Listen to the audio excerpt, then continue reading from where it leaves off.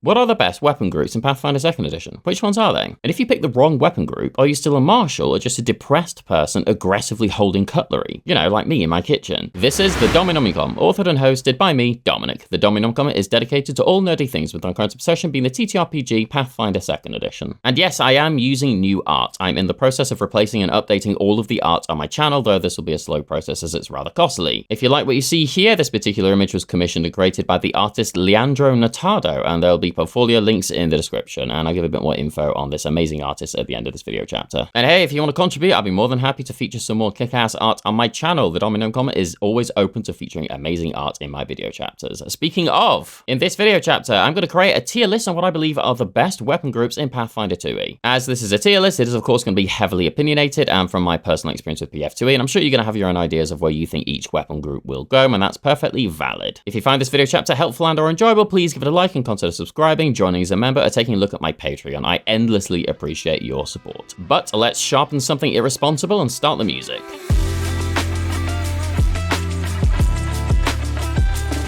Right, this tier list will be S for the best, all the way to C for the worst, and my criteria is going to be the critical specialization effect, how many non-magical weapons exist of that certain group to make the group even worth existing, and whether or not I found the weapon's traits to be particularly effective. As the critical specialization effect is going to be pretty important when it comes to this tier list, I'll briefly go over it. As it says in Player Core, certain effects can grant you benefits when you make a strike with certain weapons and get a critical success, and that's what critical spec is. Each weapon group has its own version, so if you have any type of sword, then the enemy is going to become off guard when you crit with it, there'll be clumsy one if it was in a spear group, etc. Critical specializations sometimes come as part of a class's features when they reach a certain level, otherwise you need to take specific feats like these ancestry ones in order to access them, or you just kind of have them at all like spellcaster classes. I'll make sure to mention the crit spec effect for each of these weapon groups that I go through, and with that in mind, let's jump straight in, and we're going alphabetically.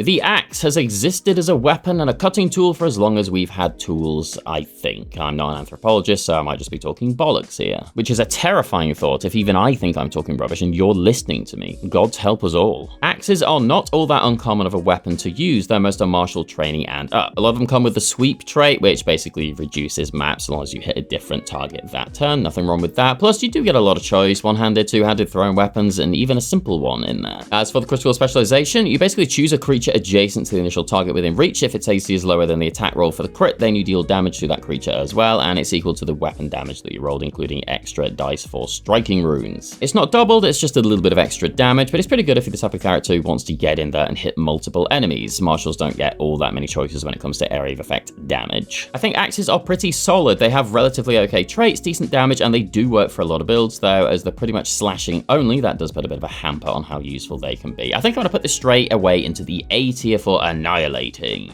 B next. Bombs are a tricky one because they effectively only really affect, bombs. That means that they're limited and a sometimes costly consumable that you'll rarely use unless you're an alchemist, in which case they're basically your religion. And they require martial weapons training for reasons. I guess you need to learn how to not blow yourself up with them. There's lots of different sorts of bombs, but generally you're not going to get a great deal of use out of them unless you're an alchemist, because they get lots of other benefits from using them, such as scaling item DCs with a class DC, etc. It's just one of those cases where an alchemist just benefits so much more from using bombs, and they get them for free. The crit spec for this increases the splash damage to 10 feet. Generally with splash damage, there's like a 75% chance you're going to be hitting an ally, which is why the bomber subclass for alchemist is really good, because you could basically just contain that splash damage. So increasing it to 10 feet is not great. In certain specific scenarios, I guess the crit spec effect could be quite useful for bombs, but generally I just don't think it's going to be all that helpful without hurting your allies. So I think I'm going to have to stick this into the higher end of C tier for clunky. Next, B. Like most ranged weapons in PF2e, bows are not going to do as much damage as melee weapons generally speaking, but they are very solid and they do not demand reload actions every 2 seconds. They tend to require martial training, which makes sense as bows aren't super easy to use in real life from personal experience actually. There's quite a few different types of bows, from short bows to long bows. Generally they can be used very well at range, and by that I mean stupidly far range. 100 feet for a normal longbow is pretty awesome. The biggest downside is the flat damage, because unless you get a composite version of your bow, you don't tend to add any other dice to your damage rolls. It's just a flat amount, and even with composite, you only add half your strength modifier. Still, as this is my tier list, I think bows are probably the best ranged weapon in the whole system. The crit spec effect means the target is immobilized and has to spend an interact action with an incredibly low DC, it's DC 10, athletics, whatever, to pull the arrow or missile, whatever, free. The point is, it costs an action, which is always pretty awesome. Stealing an action from an enemy for simply critting is pretty great, plus the deadly trait on many bows means those crits are even spicier. I'm gonna throw bows into A tier. Or I guess I'd shoot it in rather than throw, but you don't shoot bows at people, do you? It's arrows. What was I doing again? Oh yes, more bees.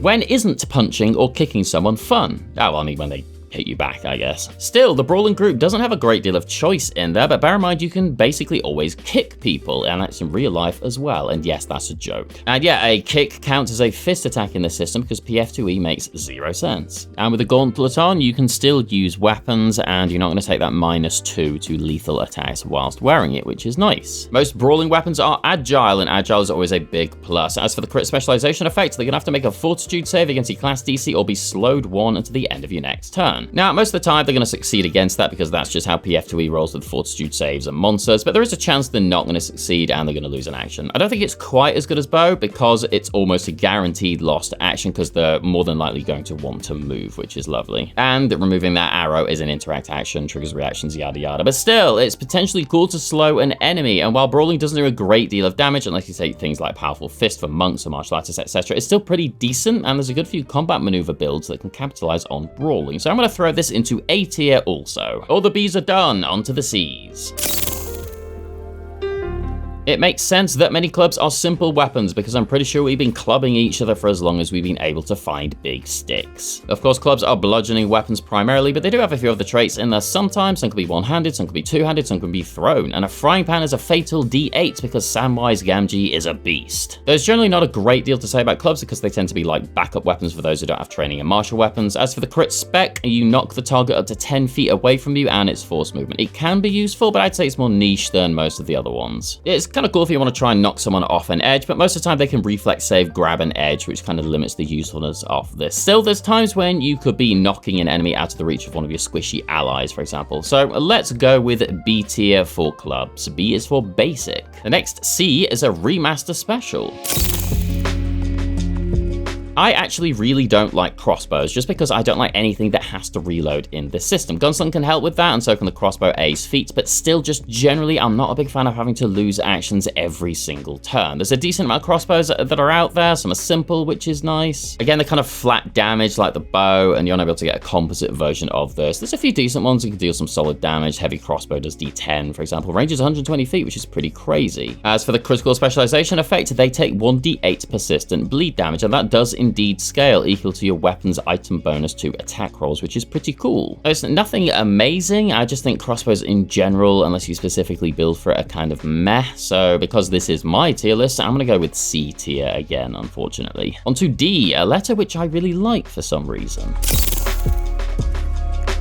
Alright, I've got to ask the question, who actually uses darts? Some are simple, yeah, fine, but some require martial training, and the damage is just kind of meh. I think the blowgun, for example, does 1 piercing damage. Yeah, that's not 1d4 or anything, it's literally just 1 damage. Maybe it's just me, maybe I'm just very much against darts, but as this is my tier list, quite frankly, and I've never really seen a single person build around the weapon dart group, I don't think they're all that worth using, generally speaking. In a pinch, they can be good, like javelins are not bad. The problem with these is that if you throw them, you need to pull out another one or retrieve it, or I guess put a returning rune on it, etc. I'm not saying it cannot work, I just don't really see the point when there's a lot of other decent options out there. The crit specialization effect is just a worse version of the crossbow one because it's a D6 instead of a D8, which isn't great. So I'm gonna put this right at the bottom of C tier. And why did the one weapon group that began with D have to be the one I liked the least?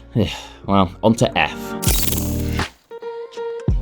Okay, I can certainly get on board with guns because, I mean, they're guns. There's a few simple guns out there which make sense, so the best ones tend to be martial training plus as usual. Like with crossbows, they do have reload action taxes, which kind of sucks, but if you're playing as gunslingers, they more or less get removed because you always have lots of ways to reload while doing another thing. Plus, there is a crap ton of different guns in this game, from muskets to pistols to blunderbusses and hand cannons, harmonic guns, giselles, multi-pistols, and even trigger brands, which are martial melee weapons with guns attached to them. As for the crit spec effect, it's a fortitude save against your class DC or be stunned 1, which is always pretty good. It's effectively the same as the Brawling one, which I think is nice. Plus, guns tend to have the fatal trait, and a lot of them have the concussive trait as well. I mean, just what was in bludgeoning and piercing, whichever one does the most damage. Both fantastic and amazingly powerful traits. So yeah, I think I'm going to throw this into S tier for Savage due to the traits being really deadly or fatal. Next and final F. Again, flails are not one of those weapon groups I see used all that often, but I actually think they're really awesome, especially because a lot of them tend to have some very interesting and useful traits. Trip tends to come up quite a lot, sweep is in there as well, occasionally have a couple of reach weapons in there, even whips are counted as flails, which is pretty cool for all those Castlevania lovers. They tend to be martial training plus, and I guess there's not a crazy amount of flails available. I do see a lot of D8 versions tend to be two-handed, a bit of a downside, and some of the D6 versions are two-handed as well. But I guess this weapon group is more about traits versus damage, and they definitely have some really interesting and varied traits. Crit specialization is the target is knocked prone unless they succeeded a reflex save against your class DC, which is actually pretty fantastic. I'd possibly say it's the greatest crit specialization effect I've seen so far. Being knocked prone is one of the best conditions that you can apply to someone, especially just for critting. They're going to take a -2 on all their attack rolls, they're off guard, and they have to spend a movement action to get rid of those penalties, which can trigger reactions. It's just amazingly awesome. This would be S tier if not for the fact that the damage isn't great for pretty much any of these. So I'm gonna put it to the top end of A tier. Next letter is H. Hammers are pretty cool, but unfortunately there's not a great deal of choice in the weapons that I can see. 7 on my list, not including magic weapons, of course, which isn't a great deal of variety. All of them require martial weapons training, and there's a couple of one-handed ones in there, which is cool. They have a couple of interesting traits. The long hammer in particular, which is two-handed, does have a bunch of different traits, and including reach and trip, versatile piercing, etc. And the crit specialization knocks them prone with a fortitude save, which I guess is a little bit worse than Flail, just because fortitude saves tend to be higher for monsters than reflex. So they're decent, but I think that's going to be a solid B tier weapon group for me. On to K.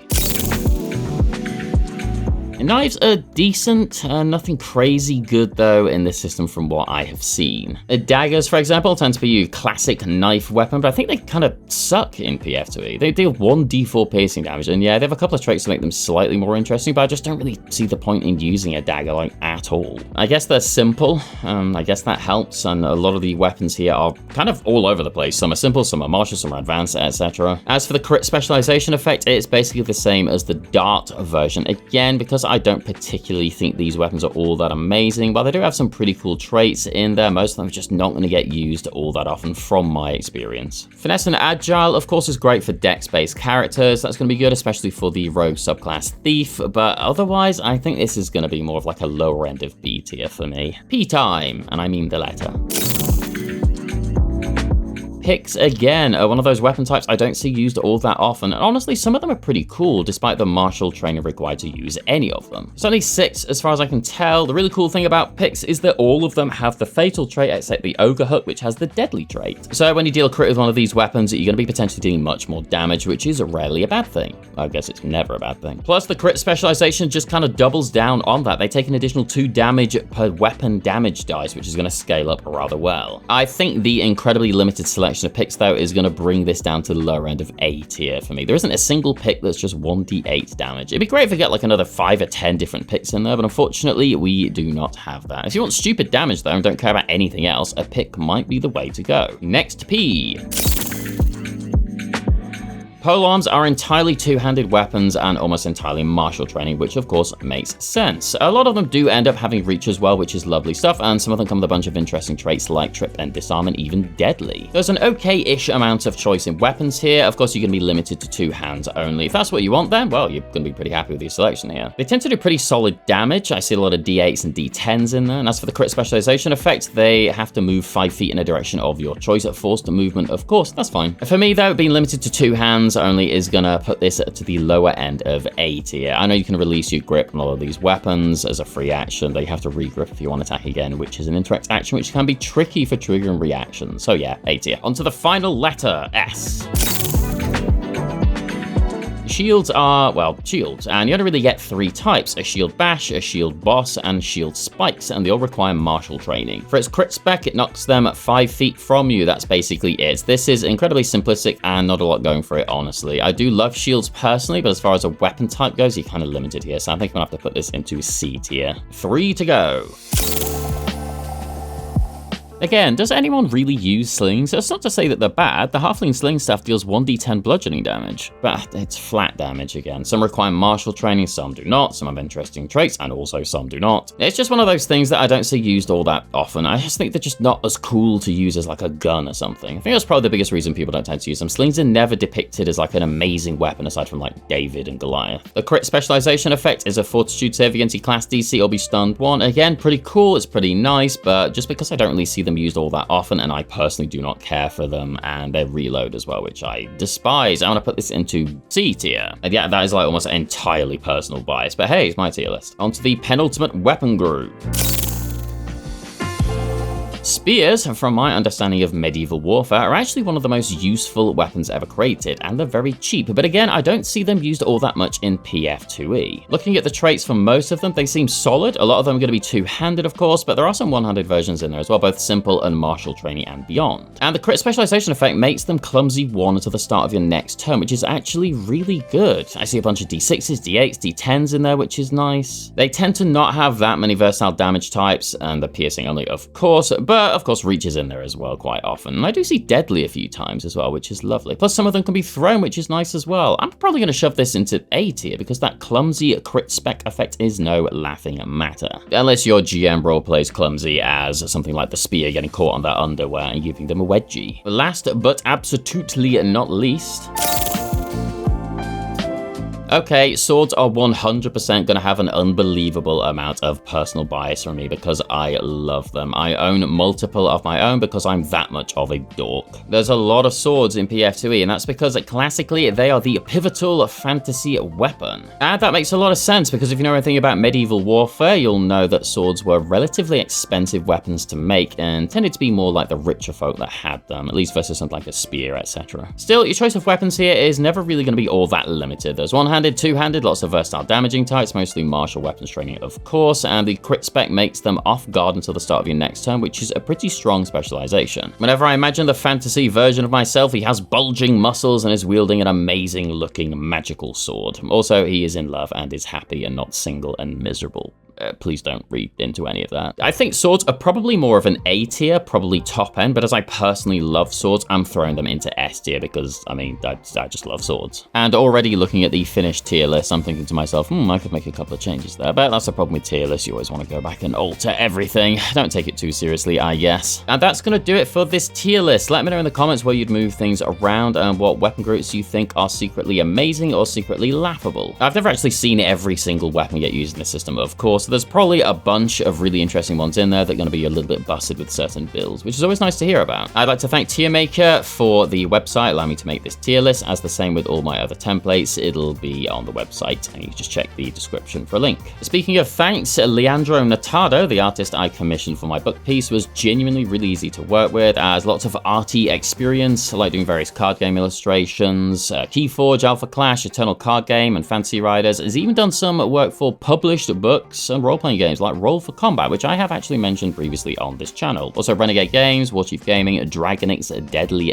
Denizens. Please check out the links to Leandro's portfolio in the description if you want some really awesome art made. I'd also like to extend my thanks to the guys that do the Archives of Nethys website and the guy who does Path Builder as well. You guys are amazing. I don't thank you guys enough for making this system so much easier to run and play. And thanks very much for watching this video chat. So if you found it helpful and or enjoyable, please give it a like and consider subscribing, joining as a member, commenting, or having a look at my Patreon and my Coffee link. They're all in the description. Thanks so much for all the support. I'd like to take a moment to thank my archivists and members, Max Magnus 20019, Ozzy Smith, Nikola Milenkovic, Kyle Travis, and patrons and archivists Clash, Q, and Patrick O'Donoghue. But for now, this is Dominic of the Dominic, wishing you a fond farewell, and until next time, goodbye.